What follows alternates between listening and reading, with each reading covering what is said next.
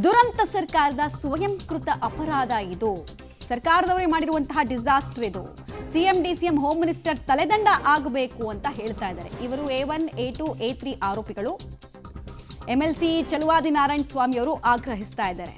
A1, A2, A3 police investigation ತನಿಖೆ ಪ್ರಕಾರ RCB ಆಮೇಲೆ DNA ಮ್ಯಾನೇಜ್ಮೆಂಟು ಅವ್ರನ್ನೆಲ್ಲ ಮಾಡಿದ್ದಾರೆ, KSCN ಮಾಡಿದ್ದಾರೆ. ಬಟ್ ನಿಜವಾಗ್ಲೂ ಮುಖ್ಯಮಂತ್ರಿ, ಉಪಮುಖ್ಯಮಂತ್ರಿ ಮತ್ತು ಗೃಹ ಇಲಾಖೆಯವರು ಆಗಬೇಕು ಅಂತ ಕೇಳ್ತಾ ಇದ್ದಾರೆ.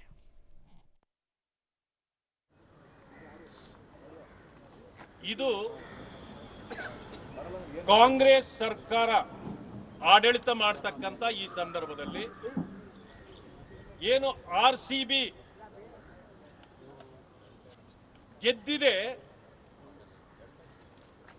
ಅದರ ಕ್ರೆಡಿಟ್ ಅನ್ನ ಈ ಸರ್ಕಾರ ತೆಗೆದುಕೊಳ್ಬೇಕು ಅಂತೇಳಿ ಹಪಾಹಪಿಗೆ ಆಗಿರ್ತಕ್ಕಂಥ ಅನಾಹುತ. ನಾನು ಒಂದು ಮಾತನ್ನ ಕೇಳಲಿಕ್ಕೆ ಬಯಸ್ತೇನೆ. ಮಾನ್ಯ ಸಿದ್ದರಾಮಯ್ಯನವರೇ, ಈ RCBಗೂ ನಿಮಗೂ ಏನಾದರೂ ಸಂಬಂಧ ಇದೆಯಾ? ನಾನು ಸ್ಟೇಡಿಯಂಗೆ ಹೋಗ್ಬೇಕಾ? ಅಲ್ಲಿ ಕುಡುಕರ ದುಡ್ಡಲ್ಲಿ ಮಾಡಿರೋಂಥ ಜಾಗಕ್ಕೆ ನಾನು ಹೋಗ್ಬೇಕಾ ಅಂತ ಕೇಳಿದ್ರಿ. ಬೇಡಪ್ಪ. RCB ಅಂದ್ರೆ ಏನು? RC ಅಂದ್ರೆ ರಾಯಲ್ ಚಾಲೆಂಜ್ ವಿಸ್ಕಿ. ಅದಕ್ಕೆ ಬೇಕಾದ್ರೆ ಹೋಗ್ಬೋದಾ ನೀವು? ಮಲ್ಯ ಅವರು ಆ ಕಾಲದಲ್ಲಿ ಅವರ ವಿಸ್ಕಿನ ಉಪಮುಖ್ಯಮಂತ್ರಿ ಮಳೆ ಇದೆ ಅಂತ ಬಹಳ ಸ್ಪಷ್ಟವಾಗಿ ಯಾವುದನ್ನು ಲೆಕ್ಕಿಸದೆ, ಯಾವ ಸಲಹೆಯನ್ನೂ ಕಿವಿ ಕೊಡದೆ, ಯಾವ ಸಲಹೆಗಳನ್ನ ತಗೊಳ್ಳದೆ ಜನರ ಜೀವವನ್ನು ತಗೊಂಡಂತ ಏನಾರು ಸರ್ಕಾರ ಇದ್ರೆ ಇದು ಕಾಂಗ್ರೆಸ್ ಸರ್ಕಾರ.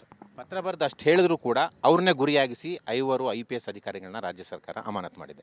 ಸತ್ಯ ಹೇಳಿದ್ರೆ ಕಹಿ ಅಂತ ಇವರಿಗೆ, ಸತ್ಯ ಹೇಳಿದ್ರೆ ಕಹಿ. ಇವರಿಗೆ ಮುನ್ನೆಚ್ಚರಿಕೆಯನ್ನು ಇವರ ಹಿತಕ್ಕಾಗಿ, ಜನರ ಹಿತಕ್ಕಾಗಿ, ಜನರ ಹಿತ, ಜನರ ಜೀವವನ್ನು ಕಾಪಾಡಬೇಕು ಅಂತ ಜವಾಬ್ದಾರಿಯುತವಾಗಿ ಪೊಲೀಸ್ ಅಧಿಕಾರಿಗಳು ಸಲಹೆ ಕೊಟ್ಟರೂ ಸಹ ಇವತ್ತು ಈ ಸರ್ಕಾರ ಇದನ್ನೆಲ್ಲ ಗಾಳಿಗೆ ತೂರಿ ತಮ್ಮ ಪ್ರಚಾರದ ಗೀಳಿಗಾಗಿ, ತಮ್ಮ ಕುಟುಂಬದ ಪ್ರಚಾರಕ್ಕಾಗಿ, ತಮ್ಮ ಕುಟುಂಬವನ್ನು ಮೆರೆಸ್ಲಿಕ್ಕೋಸ್ಕರ ಜನರ ಜೀವ, ಅಮಾಯಕ ವ್ಯಕ್ತಿಗಳು ಅವ್ರು ಹೆಂಗೆ ನರಳಿ ಆ ತುಳಿತದಲ್ಲಿ ಉಸಿರು ಕಟ್ಟಿ ಸಾವನ್ನಪ್ಪಿರಂತೆ ಎಂಥ ಶತ್ರುಗೂ ಸಿಗದೆ ಅಂತ ಸಾವು ಈ ಸರ್ಕಾರ ಮಾಡಿದಂಥ ತಪ್ಪಿನಿಂದ ಈ ಅಮಾಯಕ ವ್ಯಕ್ತಿಗಳು ತಮ್ಮ ಪ್ರಾಣವನ್ನು ಕಳ್ಕೊಂಡಿದ್ದಾರೆ.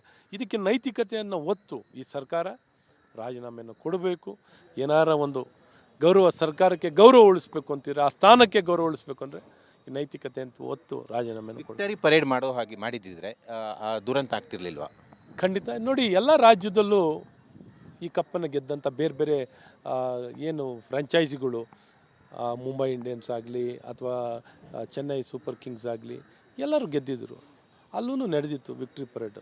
ಯಾವ ಸಾವು ನೋವಿಲ್ಲದೆ ಅಚ್ಚುಕಟ್ಟಾಗಿ ಒಂದು ಸೆಲೆಬ್ರೇಷನಲ್ಲಿ, ಒಂದು ಸಂಭ್ರಮದಲ್ಲಿ ನಡೀತು. ಇಲ್ಲಿ ಸಂಭ್ರಮನ ಸೂತಕದ ಮನೆ, ಸಾವಿನ ಸ್ಥಳವಾಗಿ ಎಲ್ಲರ ಜೀವ ತಗೊಂಡು ಎಷ್ಟು ಕೇಳಿರೋಂಥ ಸಂಖ್ಯೆ, ಇನ್ನೆಷ್ಟು ಜೀವ ನಾನು ಕೇಳ್ಪಟ್ಟೆ. ಒಬ್ಬ ಬೀದರಿನ ವ್ಯಕ್ತಿ ಇಲ್ಲಿ ತುಳಿತಕ್ಕೊಳಗೆ ಆಗಿದ್ದವನು ಮನೆಗೆ ಹೋದ, ಮನೆಯಲ್ಲಿ ಬೆಂಗಳೂರಿನಲ್ಲಿ ಪ್ರಾಣ ಕಳ್ಕೊಂಡ.